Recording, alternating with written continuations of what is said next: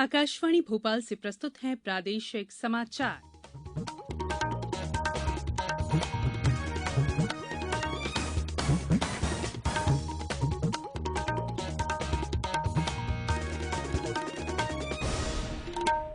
नमस्कार, समाचारों के साथ मैं संयुक्ता बनर्जी। कोरोना संक्रमण को देखते हुए आपसे अपील है कि लापरवाही न बरतें और इन आसान उपायों का पालन कर सुरक्षित रहें। मास्क लगाएं, 2 गज की सुरक्षित दूरी बनाए रखें, बार-बार हाथ धोएं और साफ सफाई रखें। टीका जरूर लगवाएं। लोगों को कोविड से संबंधित जानकारी देने और उनके मार्गदर्शन के लिए राष्ट्रीय हेल्पलाइन कार्यरत है। इसका नंबर है 011-239-78046 और 1075। अब मुख्य समाचार। प्रधानमंत्री नरेंद्र मोदी ने मन की बात कार्यक्रम में बैतूल के लोगों से की बात, कोरोना वैक्सीन लगवाने के लिए किया प्रेरित। केंद्र सरकार राज्यों को अगले 3 दिन के भीतर 20,48,000 से अधिक कोविड टीके उपलब्ध कराएगी। आरटीई के तहत स्कूलों में निःशुल्क प्रवेश के लिए 1 जुलाई तक प्रमाण पत्र कराने होंगे सत्यापित। और प्रदेश में सक्रिय हुआ मानसून, सभी संभागों में कहीं कहीं बारिश या गरज चमक के साथ बौछारें पड़ने की संभावना। अब समाचार विस्तार से।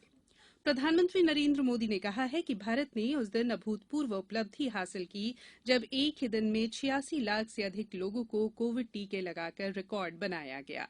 कल आकाशवाणी से मन की बात कार्यक्रम में श्री मोदी ने कहा कि ये उपलब्धि 21 जून को हासिल हुई जब कोविड टीकाकरण अभियान का तीसरा चरण शुरू हुआ। प्रधानमंत्री ने कहा कि ये हर जगह चर्चा का विषय बन गया क्योंकि एक दिन में सरकार ने इतनी अधिक संख्या में निःशुल्क टीके लगाए। श्री मोदी ने कहा कि प्रत्येक नागरिक तक वैक्सीन की सुरक्षा पहुंचाने के प्रयास जारी रखने चाहिए। देश में कई जगहों पर कोविड वैक्सीन के प्रति हिचकिचाहट खत्म करने के लिए कई संगठन मिलकर अच्छा काम कर रहे हैं। प्रधानमंत्री ने वैक्सीन के बारे में बैतूल जिले के डुलारिया गांव के लोगों से बात की। श्री मोदी ने कहा कि देश के प्रत्येक व्यक्ति ने कोविड महामारी से लड़ाई में महत्वपूर्ण भूमिका निभाई है। बैंक कर्मचारी हो, शिक्षक, छोटे व्यापारी या दुकानदार, स्ट्रीट वेंडर्स, सुरक्षा गार्ड हों या डाकिया, हर किसी ने अपने स्तर पर योगदान दिया। प्रधानमंत्री ने सतना के रामलोटन कुशवाहा से बात की, जिन्होंने अपने खेत में देशी म्यूजियम बनाया है। इस म्यूजियम में रामलोटन ने दूर दूर से लाकर सैकड़ों औषधीय पौधों और बीजों का संग्रह किया है।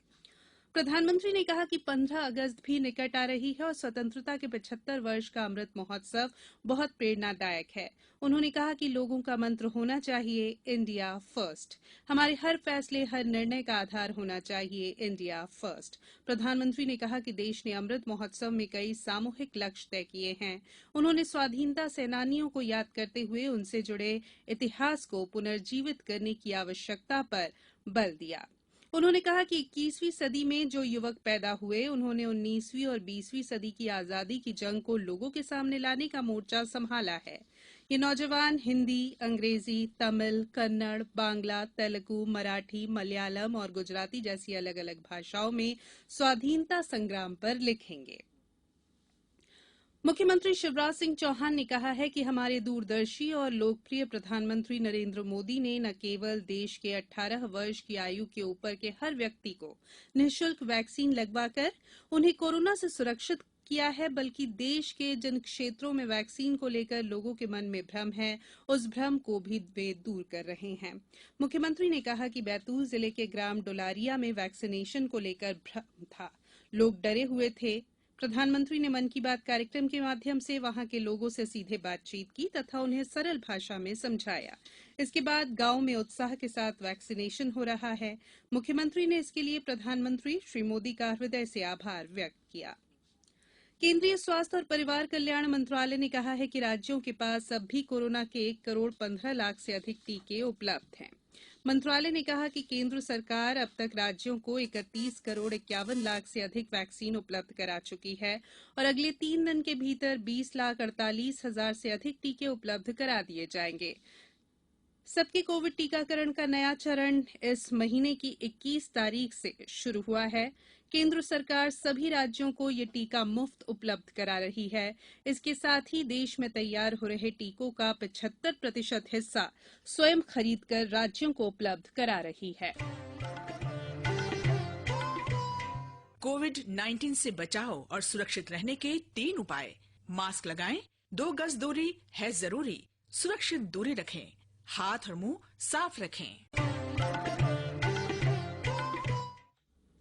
ब्रेक के बाद बुलेटिन में एक बार फिर आप सभी का स्वागत है। निःशुल्क और अनिवार्य बाल शिक्षा का अधिकार अधिनियम के तहत ऑनलाइन आवेदन के बाद बच्चे के माता पिता या अभिभावक को आवेदन में दर्ज की जानकारी अनुसार 1 जुलाई तक दस्तावेज सत्यापन करना जरूरी है।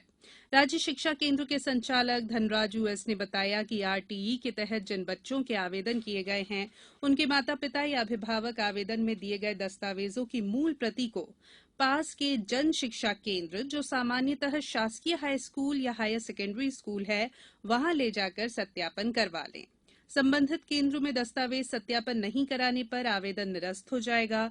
स्कूल शिक्षा विभाग ने इस साल से आरटीई एमपी मोबाइल ऐप पालकों की सुविधा के लिए शुरू किया है। इस ऐप पर पालक आसपास के अशासकीय स्कूल और उनमें आरक्षित सीटों की जानकारी प्राप्त कर सकेंगे। अपनी पात्रता जानकर आवेदन पत्र का प्रारूप डाउनलोड कर सकते हैं। पालक अपने निकट के सत्यापन केंद्र और सत्यापन अधिकारियों की जानकारी प्राप्त कर सकते हैं। पालक इस ऐप को गूगल प्ले स्टोर से डाउनलोड कर सकते हैं।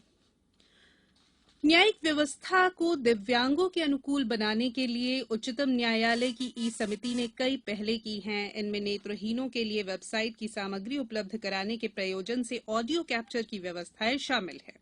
इस कैप्चर की सहायता से अदालती फैसलों, आदेशों और मुकदमों की स्थिति की जानकारी ले पाना आसान होगा। उच्चतम न्यायालय की ई समिति की एक अन्य महत्वपूर्ण पहल है दिव्यांगों के लिए अदालती फैसलों को आसानी से खोज सकने के लिए पोर्टल की शुरुआत। अब सभी दिव्यांग ई समिति और ई न्यायालय की वेबसाइट भी देख सकेंगे। राष्ट्रपति रामनाथ कोविंद ने देशवासियों से कोरोना की वैक्सीन लेने और दूसरों को भी इसके लिए प्रेरित करने की अपील की है। उन्होंने कहा कि केंद्र और राज्य सरकारों ने कोविड टीकाकरण के लिए अभियान शुरू किया है और वैक्सीन लगाना ही कोरोना से बचाव का एकमात्र उपाय है।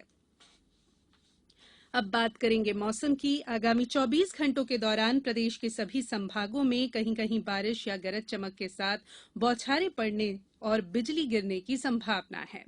पिछले 24 घंटों के दौरान प्रदेश के रीवा, शहडोल, जबलपुर, सागर, होशंगाबाद, इंदौर, उज्जैन, ग्वालियर और चंबल संभागों में कहीं कहीं वर्षा दर्ज की गई।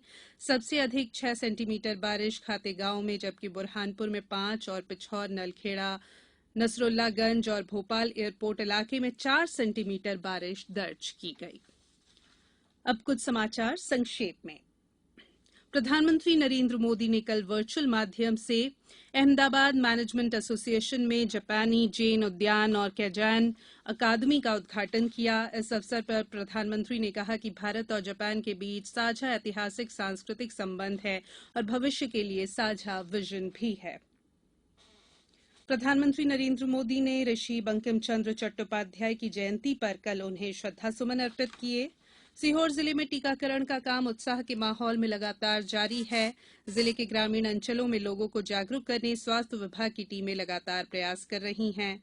और खंडवा जिले में प्रधानमंत्री नरेंद्र मोदी के मन की बात कार्यक्रम को सुनने के लिए कल प्रत्येक बूथ पर कार्यक्रम आयोजित किए गए थे।